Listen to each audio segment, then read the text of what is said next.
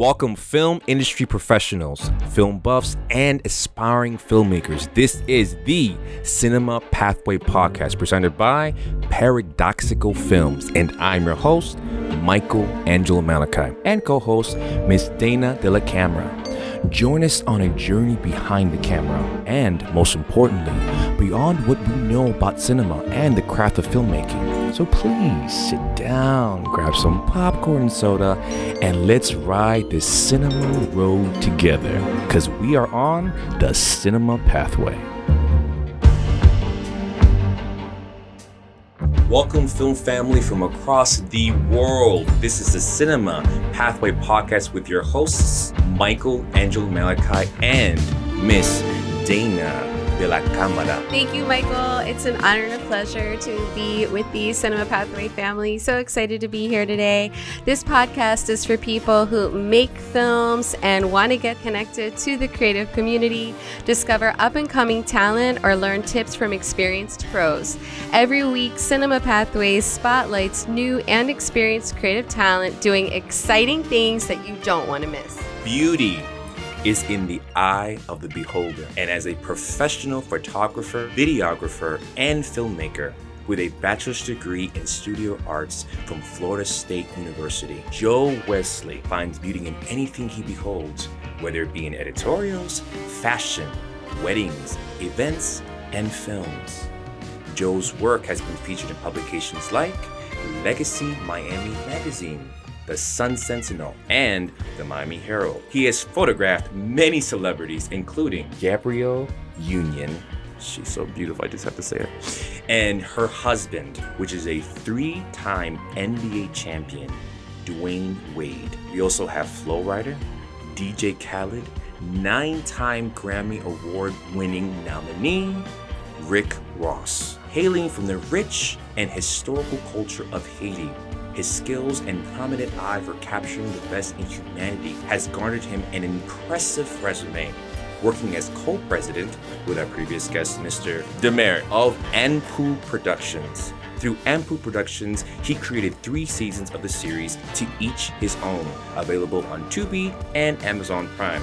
He also has commercial experience working with a multi-million-dollar NBA shoe campaign in China called Ling Ning. In addition, working as a lead videographer of RER Consulting, working with the local government and positively impacting youth through the Teen Talk series, which has led him to his current documentary film about students at HBCUs and mental health. With a portfolio like that, it is a privilege and an honor to hear you speak your truth today. Everybody, Mr. Joe Wesley. Thank you for having me. Appreciate that.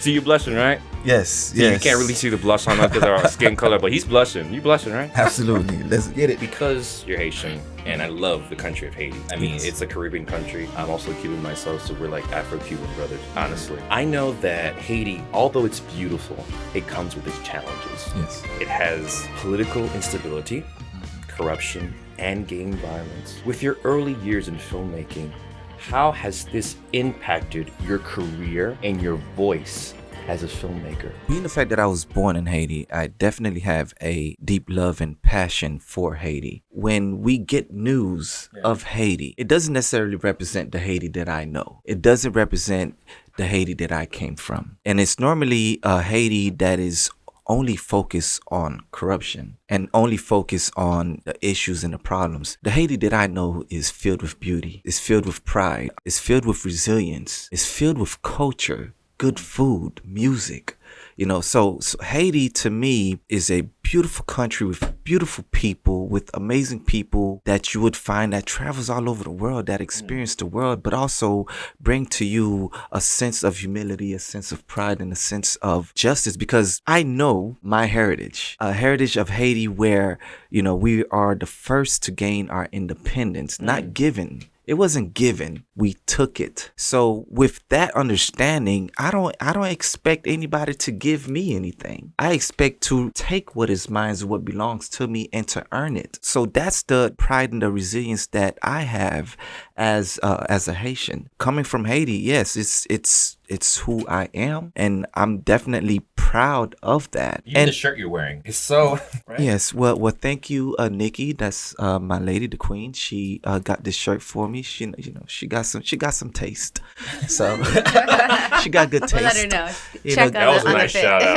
yeah. Good taste on clothing and good taste in me, of course. So. Oh, yes, good taste in men. And good taste as a filmmaker, Dana. I just wanted to, I know when we were preparing for this interview, you talked about why your family brought you to the States and how that impacted your relationship to your culture. Can you talk to us a little bit about that? I really found that whole portion fascinating. Yes, so my dad, Joe Wesley, he was a pastor, a minister. He was first a priest in Haiti, and he's gone through a lot. You know, he spoke 4 different languages, Spanish, English, French, and Latin. Not only did he speak in those languages, he also wrote in those languages. He was an educator. He was someone that actually went through a lot of issues with the Haitian government. He was beaten up, with the Duvalier regime and arrested. He decided to leave Haiti and bring his whole entire family to the States in order to escape the issues that he was facing in Haiti, because he wasn't somebody that aligned himself with the Duvalier regime. And that impacted him and impacted my life and the life of my family, because once he brought us here, we did not necessarily grow up so much into the Haitian culture. So of course we had Haitian people around us, but I grew up in an African American church. Right. So instead of growing up in a Haitian church, my dad became a preacher in an African American church. My brothers and I, we sang in the choir. We were ushers in the church. So that was the upbringing that I had. And my dad would, not only would he speak Creole to us, he would also speak English with us, So he pretty much raised us into this American culture in order for us to really find ourselves and be able to flourish in American culture, because of his experience. He had a negative experience with Haiti, and he did not go back to Haiti, and that kept my whole entire family from going back to Haiti.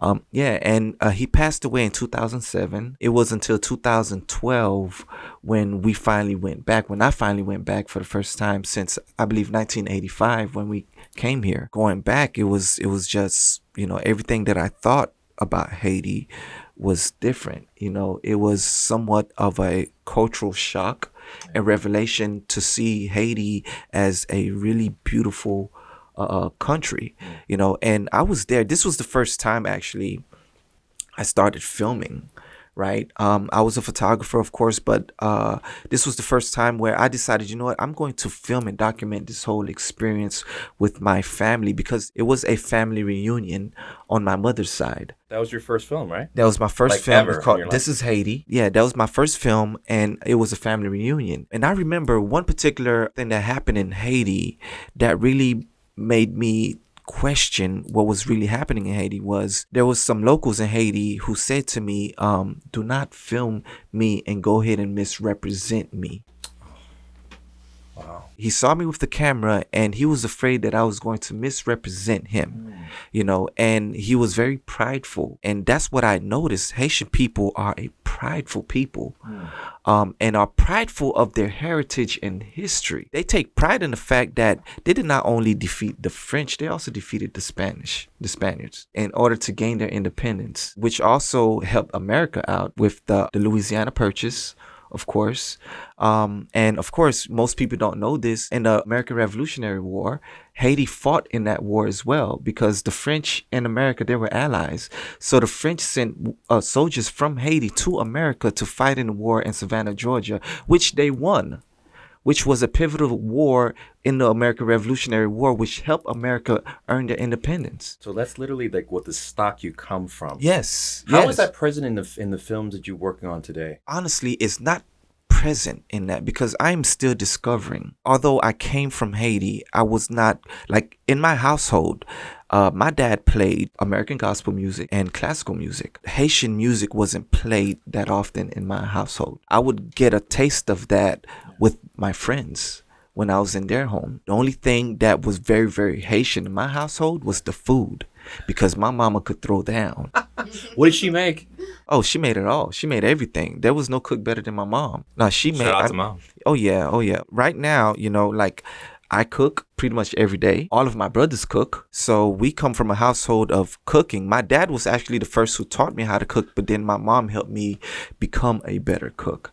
And she had her restaurant. I was 14, 15 years old cooking in her restaurant. I'm proud of that heritage. I'm proud of that history. Is it safe to say that, okay, I'm going to go a little deep with you. Go ahead. Since you definitely seem like a kind of deep person. Your perspective as a photographer has been shaped by your experiences as a child, right? Yes. Obviously, photography is probably one of your strong suits because you're hired to do photography. You've worked with celebrities, you've worked with government countries.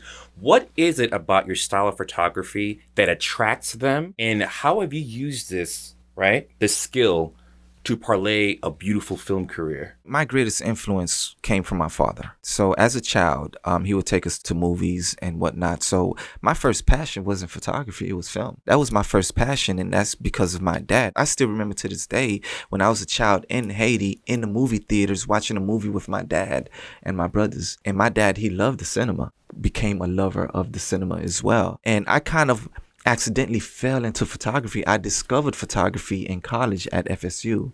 That's when I first discovered it. But before that, I really wanted to get into film. And I tried to get into FSU film program. They wouldn't let me. I'm sorry, FSU. Like, we okay. I graduated from you, but I don't give them Everything happens for a reason. It's okay. I don't give them much shout outs.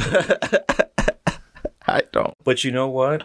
That kind of, even though they didn't accept you, that kind of rejection gave you the fuel for your beautiful photography career. So if you weren't rejected from there, you wouldn't have found what you're really prolific at, which is photography. Yes. When I started, actually, I fell in love with being in a dark room because I did not pick up photography from a digital perspective. I picked up photography from film. So I was developing film. I was in a dark room, developing rolls of film. That's one. And then, taking photosensitive, light sensitive paper and developing that. And when 50 Cent Get Rich or Die Trying album came out, I jammed to that album maybe like 5-6 times in a row all night. I was in that dark room just printing. I was in my zone. I was there. And that's when I realized I love this because time passed by and I didn't notice the time passing by. I was just enjoying that process of creating. My dad, I remember the first time that he actually appreciated something that I did, right? And I was in elementary school at Biscayne Garden Elementary School. I think I was in the 5th grade. There was a drawing that I did that was submitted in the Miami Youth Fair, where the students used to have their art submitted, and my dad was actually proud of my artwork. I felt good about that, So art has been always a part of me, right? Art is a part of Haitian culture to begin with. I mean, we love the arts. It's film just, and art is part of everyone's culture. Yes, Yeah. and I love all of the arts. So when I discovered photography, I was first a communication major. I immediately changed my major to studio art, in which I studied from drawing to painting, and it helped me with my photography. As far as like my influence really came from what I experienced in America, because at that age I did not know Haiti as well. The only understanding of Haiti was the friends around me, and yes, that's where I'm from, but I wasn't immersed into the Haitian culture as much. So of course my mom, she barely spoke any English, so she always speak Creole with me. She was more immersed into that culture, but my dad, he was a strict minister. It was all about the church.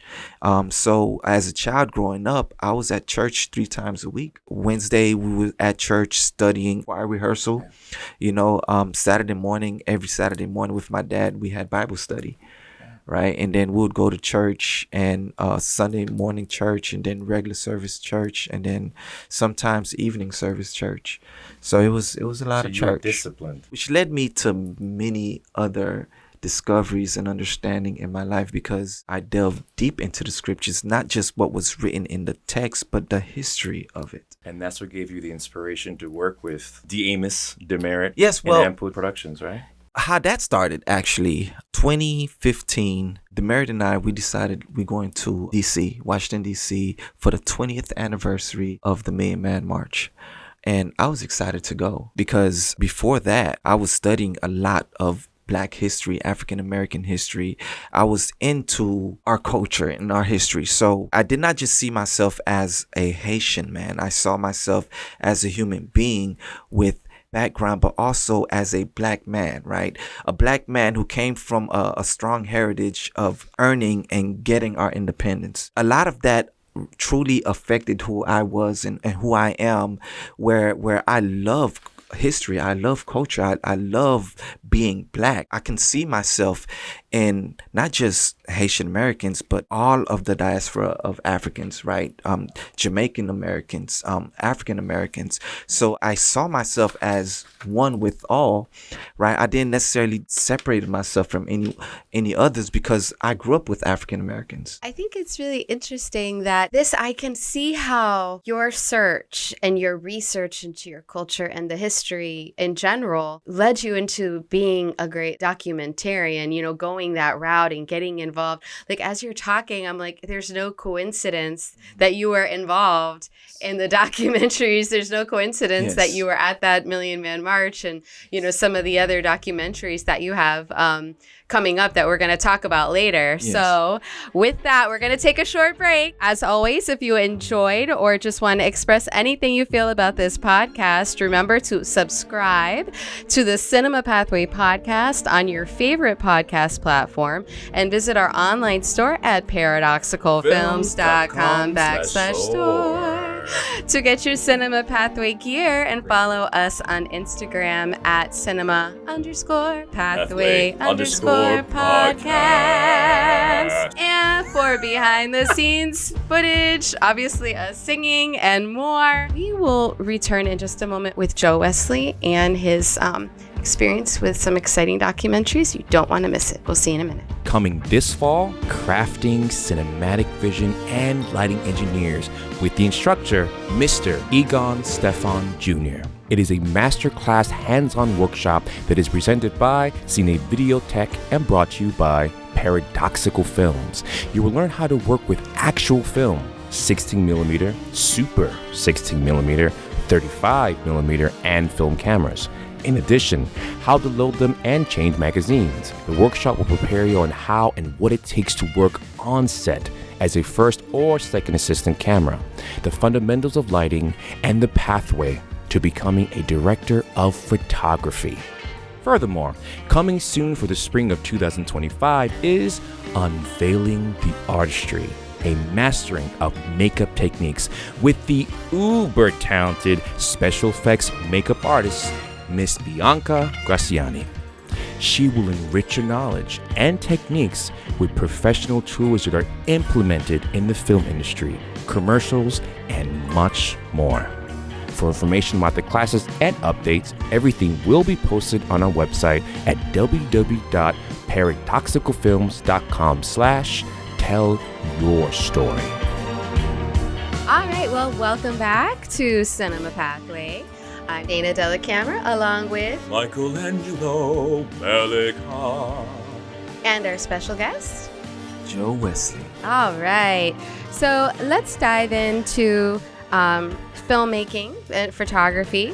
So just to set the tone, I'm going to give a little introduction. So the invention of the digital camera completely revolutionized the photography industry and changed the way that photographers work. For many, because of the concepts of instant gratification and the ability to shoot thousands of frames during one single event in the hopes that, you can capture those few great images. The fine art of craftsmanship of photography has, some might say, been lost, just because there's a craft to the actual physical side of developing, as you mentioned, hours in the darkroom versus 100 photos on your phone. However, thanks to the industry leaders like Jose Villa and Elizabeth Messina, the art of film photography has had a huge resurgence over the past decade, with many of the world's best photographers opting out of digital photography and instead choosing the timeless craft of film. So in your expert opinion, what is the major difference in film photography versus digital photography? What do you prefer, or are there certain situations you think are better for both? What are your thoughts on that? Well, I think with if you are a film photographer, then you have what it takes to actually be a photographer, because it requires patience. It requires you truly learning how to understand your camera, but how to properly expose your work. You learn to utilize all types of tools in order to perfect properly exposing your shots, such as light meters, right? Most digital photographers don't use light meters. If you work with film, you have to use a light meter. You want to know and make sure your aperture is correct. You want to use the proper shutter speed, but you want to know why you're using that shutter speed, why you're using the aperture, right? So what I found is that learning photography from a digital perspective, some of that art is lost because digital photographers don't know what it's like to actually take film and go into a place in complete darkness and take your roll of film, put it in a canister, and know which chemicals to utilize, how much of that chemical you should utilize, and mixing it in order to properly develop your film. Right. And then the process after that, right, you want to take that same film and then go into a dark room and exposing that film into light sensitive paper. A lot of photographers don't know that process. It's a tedious process, a process that takes time, but a process that if you're willing to go through that, then you would find that you truly have a love for the art of photography. Because photography is manipulating light, is capturing light. It is understanding how to utilize your tool and not just take a picture or a moment of time, but to be an artist with that. Utilizing film helps you to be not just a photographer, but an artist that utilizes photography as your form of art.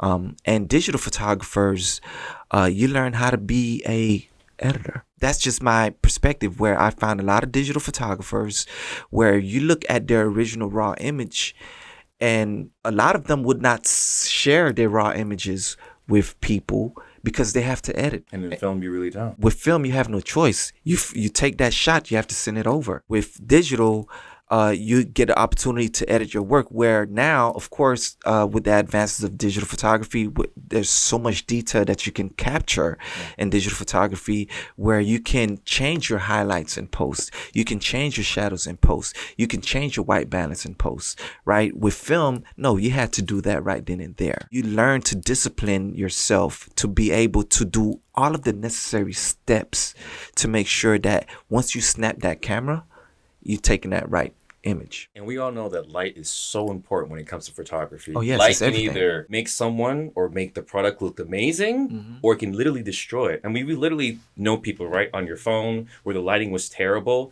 You can't see their faces. There's no expression. And the photograph is essentially unusable. Now, I know that you've worked on campaigns and weddings, which are two totally different things. Yes. One is someone's special day that they'll capture, they'll have for the rest of their life. So they want you to make sure that you're meticulous in your work. You take as much time as you possibly can, because this is something that is precious to who they are and possibly their future. Versus, for example, the Ligning campaign, right, for shoes.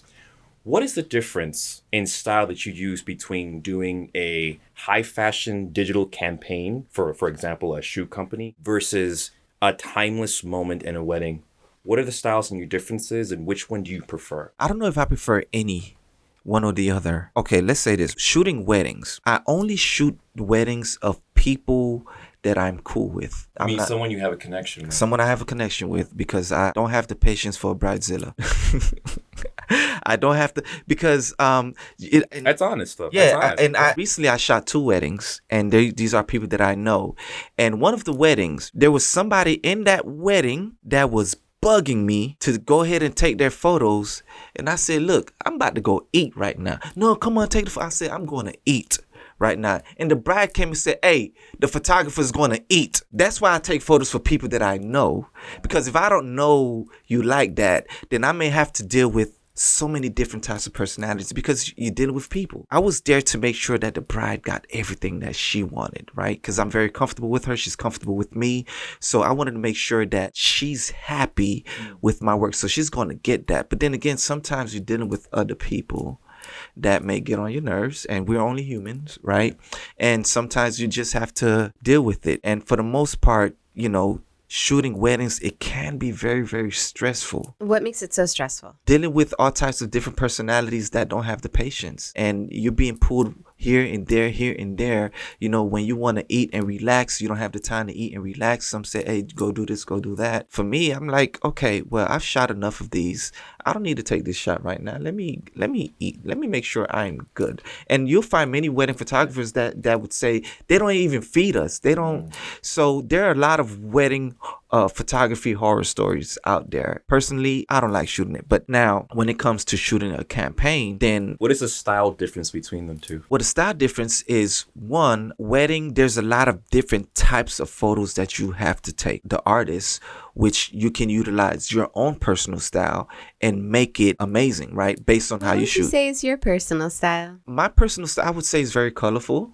I love colorful images. I love contrasting images that really blends well together. Like they jump out at you. They jump out, yes. Okay, so you're not a minimalist. You're really more of an extrovert when it comes to photography. Yes, absolutely. Okay. So my style is, it's my style, and I didn't realize my style until years after being a photographer. And I'm looking at all of my images, I'm like, oh, this is my style. I was, because I was just doing what I felt right. Like your shirt. Yes, like that's my your shirt. style. It right felt right and beautiful in your face. It's beautiful. But like I was saying, like shooting a campaign, there's a difference because I get to be very meticulous. I get to be artistic. It's not about, okay, I have to take these particular shots, because with a wedding, you have to shoot the dress. There's like so many photos that you have to take. With shooting shoes or shooting, different types of portraits, I get to just do me and light it the way that I want to light it. Utilize shadows in the way that I want to utilize shadows.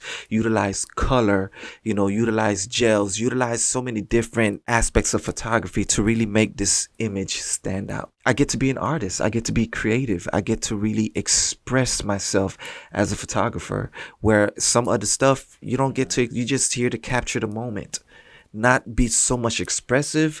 But, I would try my best to be expressive in capturing the moment by the composition, what's in focus or what's not in focus, by focal point, whatever's within that frame, right? What's in the background of that frame, right? So I think about everything within that frame to be a part of that image. So if there's something that is distracting within an image, I try to make it not distracting, to make it a part of that image to actually bring out that image.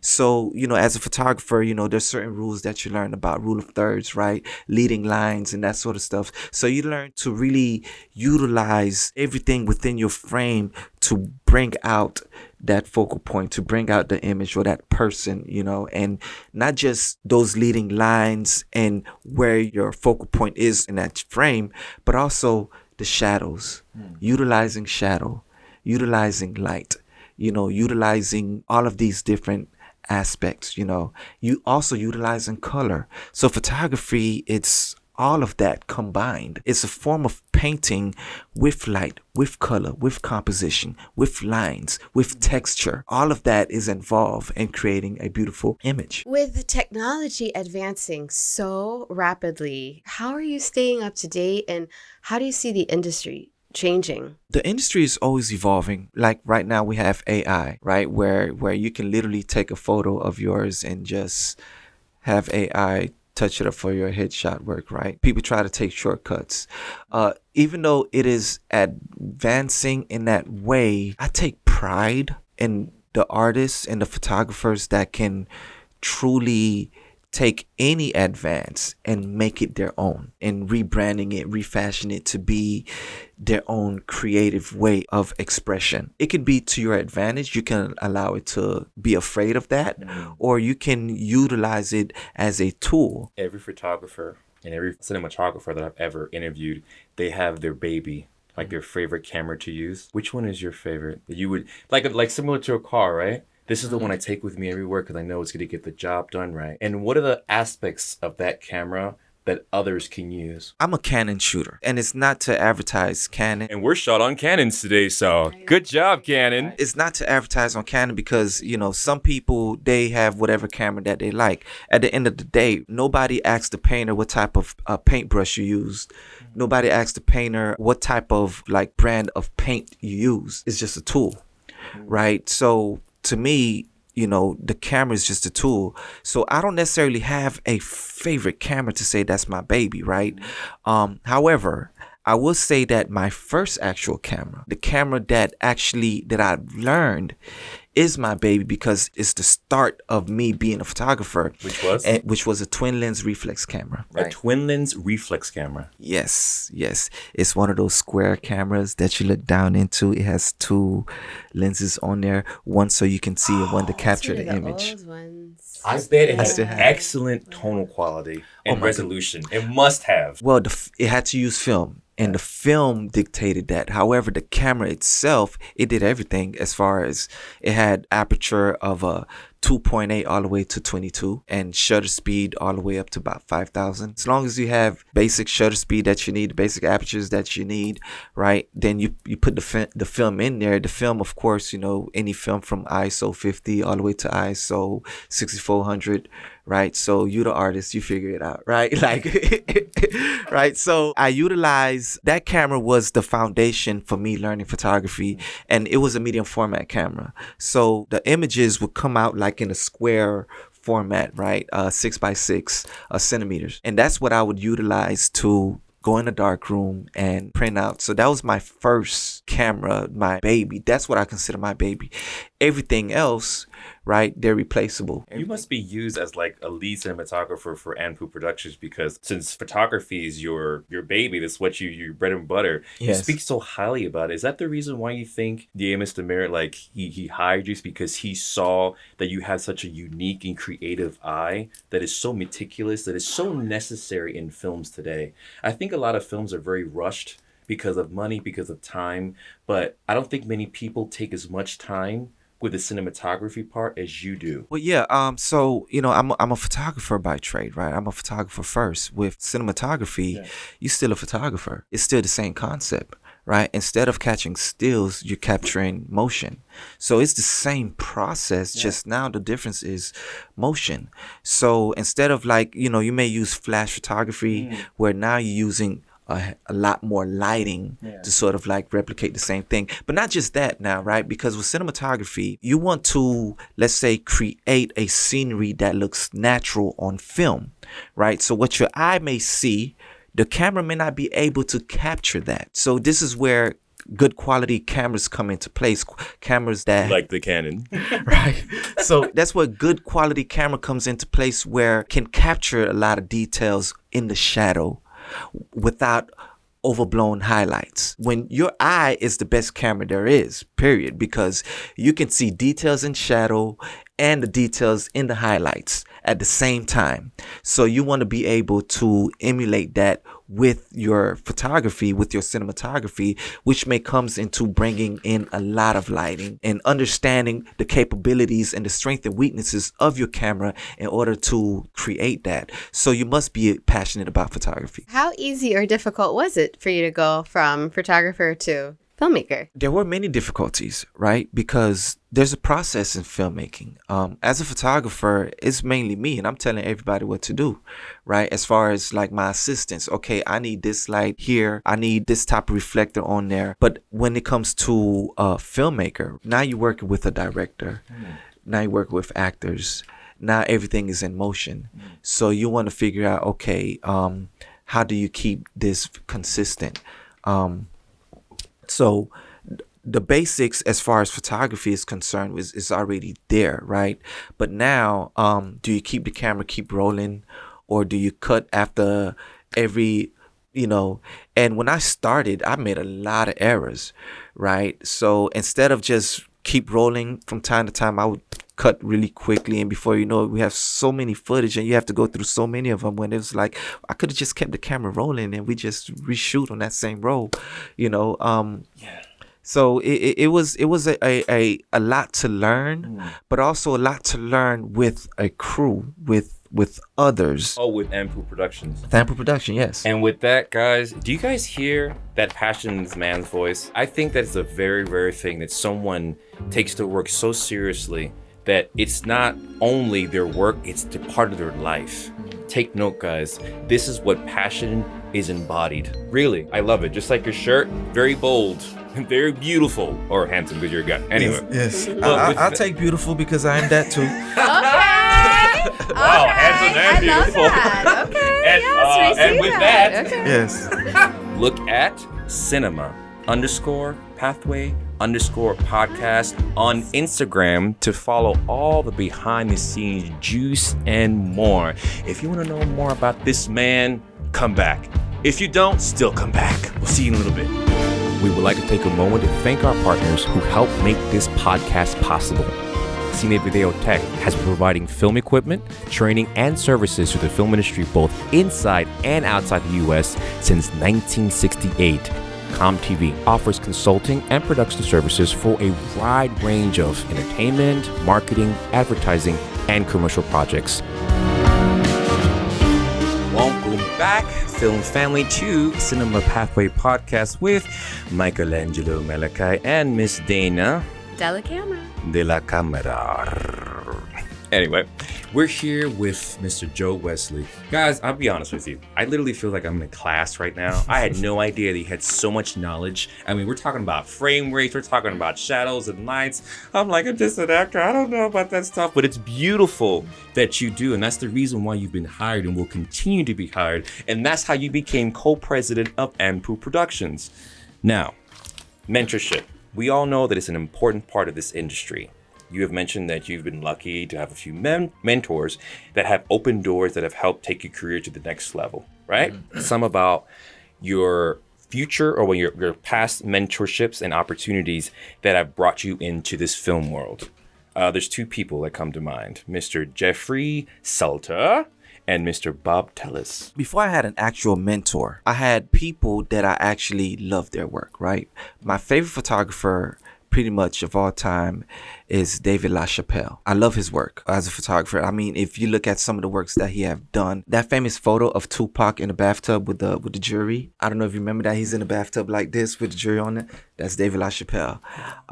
And he shot so many different, celebrities back in the days, and he also became a filmmaker and music video director. So I loved his work as a photographer because he used a lot of color in his shots, and I just love his perspective. So I used to look at his work and try to emulate that, right?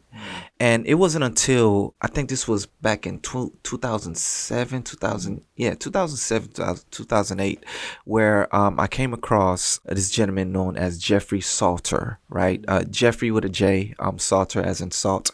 ER. He's pretty much a world-renowned photographer. He's currently Sports Illustrated main cover photographer. I worked as his assistant for like a few years, and in that time working with him as his assistant, that's when I truly learned of how to light my subjects. Before him, I was just trying to figure it out based on what I was seeing, right?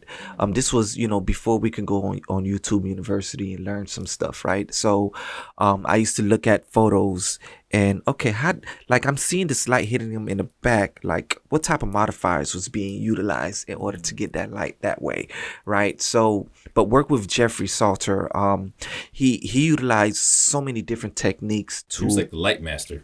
Oh man, he's a master of photography. When I first started with him, it was him and maybe a few other assistants because he did major shoots, big shoots.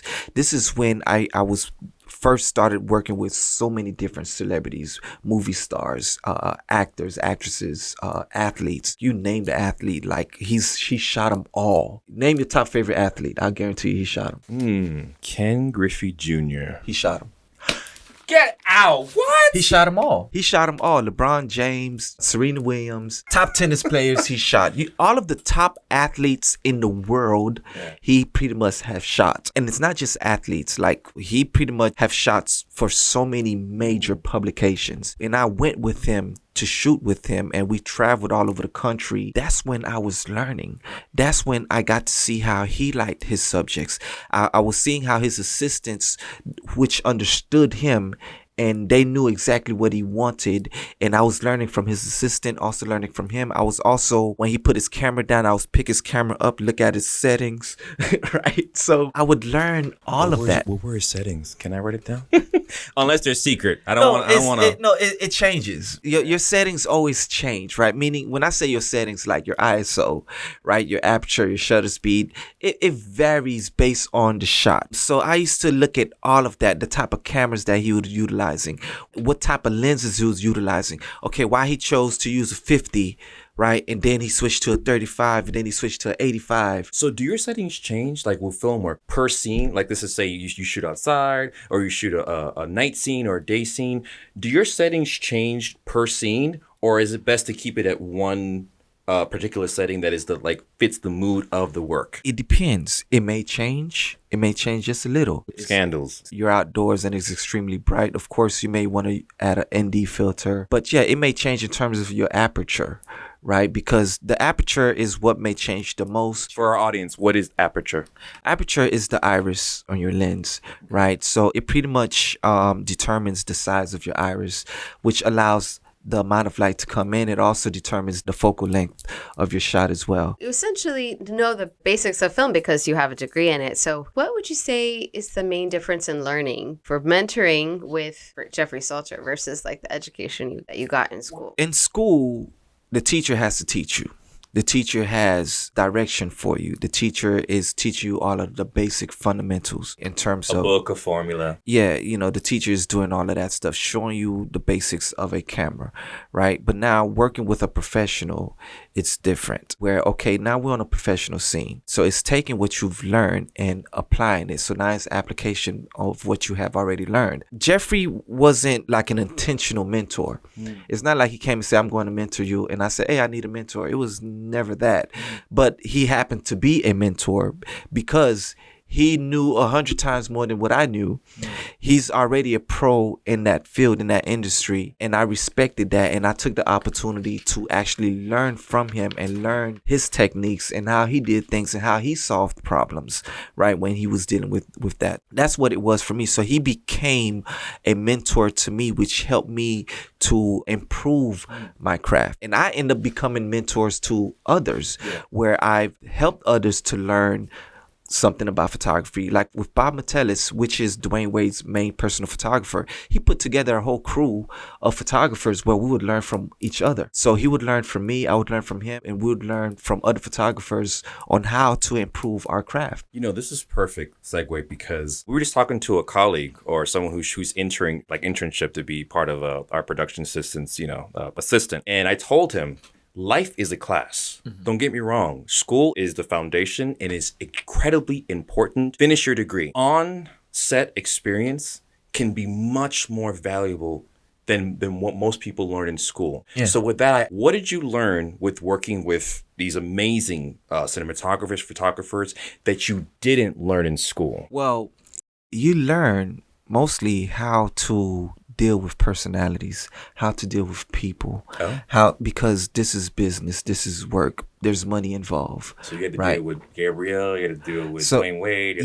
What was it like dealing with them? Well, they're people, right? They're human beings. Lovely people. Like for me personally, when it comes to, what are celebrities and whatnot, I just see them as another human being, right? That are very talented at what they do, that allow them the recognition that they have, which have garnered so many followers and people that, observe them, right? But at the end of the day, they're no different, they're no better or worse than you and I, right? So they are people. So basically, you learn to first and foremost respect yourself, right? Respect your craft, respect what you're doing, have a passion for it, right? And respect those around you.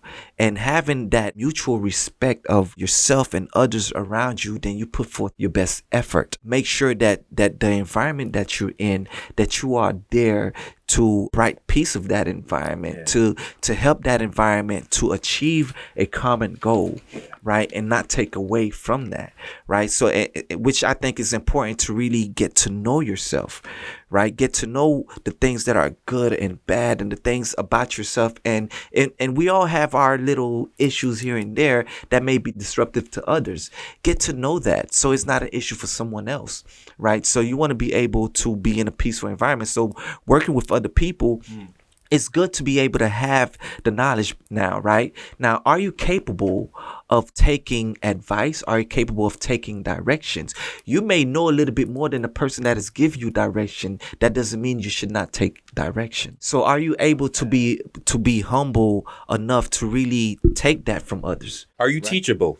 Are you teachable? Exactly. I think it's two ways. I think it's also being hungry to learn and develop. And I think that as I've been listening to hear you share, it's like a bunch of photographers or filmmakers like coming together to share, to learn from each other. And I think it's like that hunger is so important, to keep learning, and keep your mind open, not think like, oh, well, I've learned everything, or I'm done, or I've got this. It's like there's always an opportunity. So in that regard, what would you say were the two most important lessons that you learned from each of your mentors? Is to be present, to be in that moment. Be present. Because there's so much that could be going on that, like, for instance, I could be an assistant to the person that is shooting. They may not see or notice everything. If I'm a photographer and I'm shooting a model, right? And there's a stylist here, makeup artist there, right? I may be focused on the lighting, the composition, all of that stuff, right? I may miss on a few things, such as the button is unbuttoned, right? The stylist being attentive and being there to make sure that everything is perfect. I need that, right? The makeup artist to know, oh, there's a little sweat here. Let me go correct that. I need that because I may not notice it at the moment. So attention to detail. Attention to detail, absolutely. So I've learned that to just be present and be there to see what they may not be able to see, and at the same time absorb this information, absorb this knowledge. Just be in tune with everyone that is there, be in tune with the emotions, be in tune with the energy that is in the room. So how is being present and your attention to detail? Message, guys, that is so important. I mean, not just for photographers, but for everyone in life, right? When you go for a job, are you present? Do you want this? Are you qualified beyond what they're asking for? And two, do you pay attention to the little details that maybe 40 other people didn't? Because that may be your breakthrough. That may be the reason why that director or that photographer or that producer or that boss takes your resume and says, yes, because this person took the time and the passion to take attention to the detail, and because they want this, they're present. Mm-hmm. How has that garnered your position as co-president at Ampu Productions? I think one of the most important things, right? One, you want to have the skills, right? You want to be able to have that, right? But being in tune and being present, it allows you to be more aware of what is happening in your environment. It gives you a better situational awareness, right? To be able to read the room and know what is happening with others and paying attention to that, right? So sometimes people are in their heads. You can tell this person, he may be here to work, but their mind is somewhere else. Are they really paying attention here? But when you present, when you are in tune, when you have that awareness of what's going on in your environment, then you would do what is necessary, not wait and ask. No, you would do what is necessary. So sometimes it may require you to just make the initiative and just taking action on what is necessary. Yeah, I think it's really about adding value. And if somebody feels like you've got their back, I think that is really what the thing is. Because a lot of people like to kind of run in packs, like a crowd of people, like a team. That not in a bad way though, just in, if you're, there's a lot of money on the line with some of the shoots that you're working on or some of the projects, so you want to make sure that your team's got your back and that they're looking out for the things that you might miss, right? Absolutely, yes. But with that, I want us to just briefly talk about your experience working with, you've worked with lots of rappers, musicians, those kinds of folks. So what was that like working with like the Flow Riders and Rick Ross and DJ Khaled's of the world? It was just another day at the job for me personally, right? So work with Jeffrey Salter. I was in the same room with Barack Obama before he became president. This was in 2008 when he was running for president. I've got the opportunity to be in the same room with Michelle Obama. So I've got the opportunity to be in the room with some of the most famous people on earth. Well, I mean, I understand that, sure. but also I'm imagining it might be more creative just because in music, but I don't know. That's to me personally, right? I give them the respect that they deserve the same way I'm going to give the least person the respect that they deserve. So, I am yes ma'am, yes sir to them as I am yes ma'am, yes sir to a child. That's what's important, is seeing that person, not putting them above anybody else, but really seeing that person, acknowledging that person regardless of their stature in life, but actually being genuine when you see them. And everybody wants to be seen. Right? So everyone see them and acknowledge them, right? No matter where they're at in life, and not treat them any better because of what they have accomplished. So for me, that's where it's at. Piggybacking on that theme of being seen, right? I also know there's the opposite, being censored. Yes. We all know that, especially we live in cancel culture. You can't say certain things, and you can't you can't shoot certain things because you get censored by the bigwigs, right? Yeah. I know that you had a trip to China, and I know that they're really strict about censorship there. You can't do this. Did you run into any censorship problems there, or any censorship in your work in general as a filmmaker? I've never ran into any censorship at all with... Wow. No, not because... You're blessed. Maybe. So you were always free to be you, basically. When you respect the environment that you're in, when you have respect for it, it's like if I come to your home, right, you have your rules, right? I will respect you in your home. So why would I ever be censored unless I'm violating your rules? If you want to be acknowledged in a certain way, I will acknowledge you in that way. I don't have to agree with you. However, I will respect you with what you require. And if I do that, then why should I even be censored? So it's not about me, right? I don't make it about myself, about having to be right. I may just absolutely be right, but how important is needing to be right when the true importance is relationships, is being able to accept one another regardless if you agree or disagree with them. And how right is this man coming to this podcast today? Seriously, the wealth of knowledge that you've poured upon us came from your heart, and we thank you for that. Are you ready for segment 4? Oh, I'm ready. Let's go. Let's bring it in. I know we've had a lot of tough stuff, but you ready? Good, man. I can do this all day. Hey, maybe part 2, right? And with that, when we return and jump into our last segment, we want to hear your thoughts about what is in the future for Joe Wesley. We'll see you in just about like a minute. Okay. If you enjoy listening to our podcast, and we hope you do, support us by subscribing to your favorite podcast platform and giving us a rating. Then head to our online store at www.paradoxicalfilms.com/shop, where you can purchase Cinema Pathway gear, including t-shirts, hoodies, stickers, and more. Be sure to also follow us on Instagram at Cinema Pathway Podcast for all the behind-the-scenes photos and more.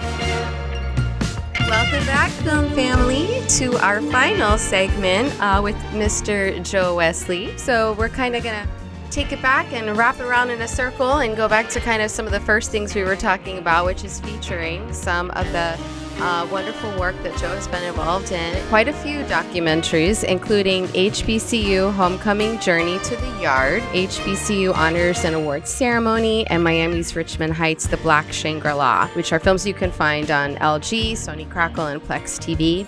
So tell us, Joe, how did you get involved in these projects, and tell us a little bit about each one. So it started off with the director and producer of this project is Jessica Modkins. She has a production company called Hip Rock Star. I've known her for quite some time because I think about 5 or 6 years back, she was being honored as a woman of substance, in which I did a photo shoot that was a showcase of important women in South Florida, and she was one of the women of substance that I shot. and we had a gallery showcase at the government building right down First Street in Miami. It was submitted for the entire month of February, the Black History Month. So that was an opportunity for, in which my work was being displayed. And that's when I met her. She's doing her thing as also a filmmaker. I reached out to her about working with her. I ended up shooting her and her husband for Legacy MIA for Power Couples. Because her husband, Roy Motkins, he's worked in the television industry for some time, even worked with Byron Allen. Yeah, so he's pretty much, Wow. yeah, Some pretty heavy hitters. yeah. He was basically, they decided, you know what? They picked me up. They decided, okay, we're going to work with Joe. And they asked me about my availability, about my rates and all of that stuff. And then before you know it, I was working on the Black Shangri-La, right? That was the first project in which they hired me for, where I was an additional cameraman to that project. I came in that project, not in the beginning of it, but somewhat in the middle of it. Ever since then, we had great chemistry and working together. When I came there, of course, back to what we was talking about, just being present and making sure that you see things that no one else sees. And we just had a great relationship, and she continued to hire me. Can you talk just briefly, a short summary of what the Black Shangri-La was about? It's a story about Richmond Heights, about the first community of African Americans fought in World War II. They was capable of purchasing homes in that community, and that was the first time you had former World War II veterans able to purchase homes in South Miami. And literally over 1 million guys of Black people fought in that war. Yes. 1 million people fought in that war. Yes, and Black home ownership wasn't a thing, unless you were in segregated communities, right? And this community was a thriving communities of Black professionals, in which so many people came out of that communities, and we pretty much interviewed quite a few people that are pretty much doing amazing work in the community, where they're pilots. One guy, he's engineer for NASA. It was mainly about that community and what came from that, the people that came from that community. So it was an untold story, Black South Miami, and just highlighting that particular story. So it was, a blessing to definitely be a part of that, to help Jessica and Roy to tell that story. And she's also a member of that community as well. She came from that community. First of all, my hat goes off to anyone who's a veteran in this country. Yes. I think what you give up, your rights that you give up for us sitting here now, bravo. I know you don't get your flowers, but I'm giving your flowers right now. You deserve a lot more, better treatment than you're getting. But one thing that the veteran community deals with is mental health. And that's something that mental health has not been a popular subject until after the pandemic, right? All of a sudden, people were worried about how is your frame of mind working today? How does it affect your job? How does it affect your feelings? How does it affect you paying your bills? Basically functioning as a human being in today's society. And it's interesting because now you're working on a double feature film focusing on HBCU students and mental health. Yes. Tell us about this project and how it came about and who's involved in it. So basically, I've been working with Ruben Roberts. He is the former president of the NAACP, and he has a company, RER Consultants, in which we focus on mental health. We also focus with teenagers.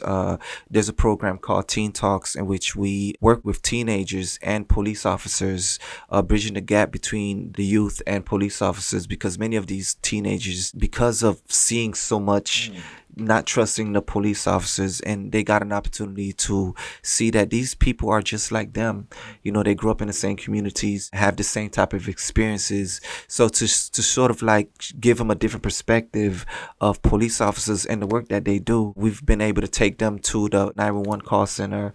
We've taken them to the police training facilities. We've pretty much taken them to many field trips, the Miami Aquarium, the Miami Zoo, Vizcaya Museum. We've opened their eyes to seeing and understanding how policing is done and the importance of policing, and also help the police officers to actually see the youth as human being. Just recently, and not the enemy. Not the enemy. Just recently, a young airman, he was gunned down by the police officer. So these are situations in which we deal with all the time. The way in which the HBCU documentary came into place is that we were featuring another young filmmaker and his documentary film, which already dealt with just mental health. And we decided to go into Edward Waters University, which is HBCU at Jacksonville, Florida, Duval County. Shout out to Duval. And they had a school shooting there that heavily impacted the students there. And we decided, you know what, let's go over there. Let's have a talk to these students. Let's see what they're going through. And it was at that moment that we decided, that Ruben and I decided that, you know what, let's focus on telling this story. Let's focus on the story of mental health with young Black youth. Why they chose HBCU in opposed to PWI, predominantly white institution, if you don't know what PWI stands for. And what's the importance of having people that looks like you to be your educators? Why it's important to have somebody that understand your culture and able to understand you and know what you're coming from, because they're of the same culture. Identification. Identification, how they can actually help you with your education, So for me, I thought that this is an opportunity to really hone into that story, because back when I was in college, I wish that there was some emphasis on mental health, right? It wasn't there, right? Because we all go through stuff. We all go through struggles. Everyone do, right? But nobody thought about it as a mental health crisis or mental health issues, right? Because I grew up and witnessed so many things in my own upbringing in Miami and South Florida. I've witnessed certain things that affected me, affected my community, affected people around me. I had to learn to navigate through that on my own, wishing that I had people, mentors, people that can understand that and help me navigate through that. So this HBCU film is about that. It's about what these young students are going through, what they have experienced, whether it's family issues, whether it's violence in their community, violence at home, whether there's abuse at home, there's so many forms of abuse that people have gone through that many are afraid to speak on. And this is what this film basically, or documentary, focuses on. Yeah, it's focused on that, but it's also focused on how going into a HBCU, especially because you're leaving high school, you want to improve yourself and get a higher education, how going to a HBCU might actually be what is best for you, because the educators, your teachers, they will have a greater understanding of who you are as an individual, understanding your culture and how to properly educate you. Film has the power to bridge the gap to communities that otherwise wouldn't speak to each other. Yes. It can heal communities as well. Police aren't the enemy, and the people that they arrest aren't the enemy. And by highlighting documentaries like this, you give voices to both sides equally, and it's up to you to decide. Film has the power to infiltrate your decision making and ultimately who you are as a human being from that point that you watched it on forward. Yeah, absolutely. And that's why I love this podcast, because it has that power. Data. I just was going to say, I think it's, it's really, I think, important work that you're doing. I think it's important, especially for children, to have some type of sounding board and provide a different point of view, because the news propounds so many things. And I think as filmmakers, independent filmmakers, I think that is an opportunity for us to expose them to other ways of thinking, or like you said, I'm a firm believer of going straight to the horse's mouth, going straight to the students and saying, what issues are you dealing with? What's going on? Are you being helped, or what help do you need? That's what the documentary is more about for the students, correct? It's for the students, in order for them to really help navigate through their struggles and how to seek help, right? How to even ask for help, because a lot of people are afraid of asking for help, because there's this notion of people not going to understand me, people are not going to listen to me, and I may not be heard, right? And everyone wants to be heard, everyone wants to be understood. So it's giving them an opportunity to be heard and to actually listen to them and allow their perspective to be seen and acknowledged. Film it and it will be heard. Oh yeah, Point. Definitely. Filming, filming is extremely important, because it can hurt or it can help. And the story that you're telling, the people within that story, how those people are being represented, you can either help them or hurt them. Any Jamaican that see false Jamaican in a movie, they'll tell you, no, that accent is fake. No, I do not like that, right? So I remember when I watched the film Bad Boys 2, right? I don't know if you remember, there was some Haitians in that film, of right? course. And there was this one Miami, Haitian yeah. with blonde dreads, and I was like, that guy's not Haitian. I was like, I'm Haitian. I know what a Haitian sound like. I remember one line he said, "You not welcome here." I'm like, that is not a Haitian accent. Come on now. How'd it We go? can do better. How'd it go? How'd it You go? not welcome here. I'm like, man. so it's important. Representation matters. Tell us about To Each His Own, because I know that this is like, that is Yeah. your baby. You've been working with Anpu. Well, we're going to transition, just segue into your narrative work. Yeah. So real quick, when can Yeah. we expect to see this documentary Yeah. on mental It's- health coming out? Right now, I don't have a release date. Okay. Because it's in the works Okay, so you're as in we speak. production, We're in producing production it. right now. Okay. But in your narrative work, everybody can see it. So let's talk about your narrative work that you've been doing through Ampu Production. We've completed 3 seasons of To Each His Own, right? 2 seasons before the pandemic, and then one last season after the pandemic. And the 3rd season, you can now see it on Amazon Prime and also on Tubi. So that's a project in which I DP'd on that project, and I've also edited that project. It was a lot of work, but a labor of love. I enjoyed every process of it, because, by the time that we got to season 3, we've learned so much as a production, as a team, to know exactly the process of making a film, of working with actors and really putting it together. So we knew exactly what we were doing by the time we got to the 3rd season. So tell the audience, what is briefly a summary of To Each His Own? What is it about? It's a story about we have multiple characters in South Florida, in Miami, that have their own experience, right? Whether it's relationship, their own drama experience, right? It's some of it reflects on abuse. Some of it, of course, deal with mental health. Some of it is about relationship. It's Scandals. All of that stuff, and how you navigate through it. And also, it's called To Each His Own, meaning we're not here to judge you, and we are going to see things totally different, but can we respect our differences? Can we appreciate our differences? That's pretty much what it's about. It's about different narratives of different characters, and each character has their own story that we focused guys, on. if you want drama Yes, To Each His that Own. can teach you a lesson, if you want scandal with a little juice in it, Yes. but you also want to be taught something that you can take for the rest of your life, please watch To Each His Own. Yes. But before you go, we have to ask you this.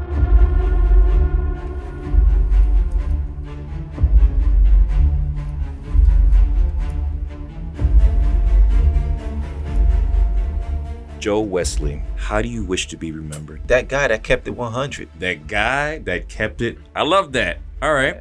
If you had to sum up all of your works thus far in one word, what would that be? Passion. Humble. This is what I think about when I think about you, right?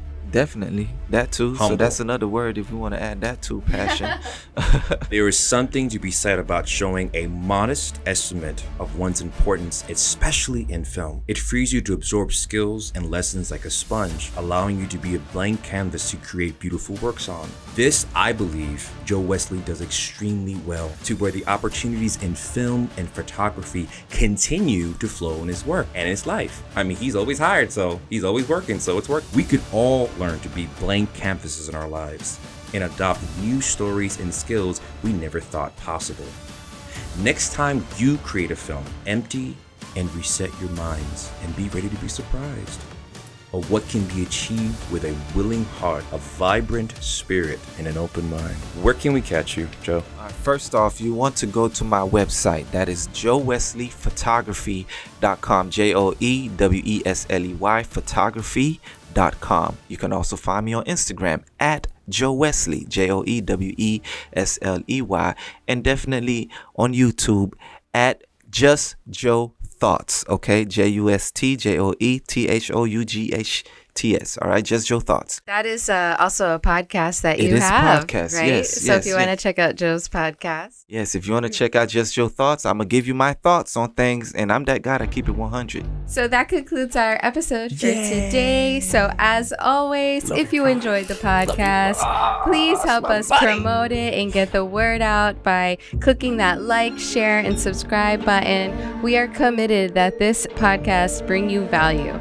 Please reach out or leave a message in the comments regarding topics you would like us to talk about or people you'd like in the business that you'd like us to bring on the show. And if you would like to be on the show as our guest, please send your resume to info@paradoxicalfilms.com. That's info@paradoxicalfilms.com. Remember to subscribe to the Cinema Pathway podcast on your favorite podcast platform and visit our online store at paradoxicalfilms.com/store to get all your Cinema Pathway gear, and follow us on Instagram at cinema_pathway_podcast for behind the scenes photos and more. I'm Dana Delakim. My name is Michelangelo or Michelangelo Malachi, and this is Joe Wesley. That's a wrap. See you later. See you next time.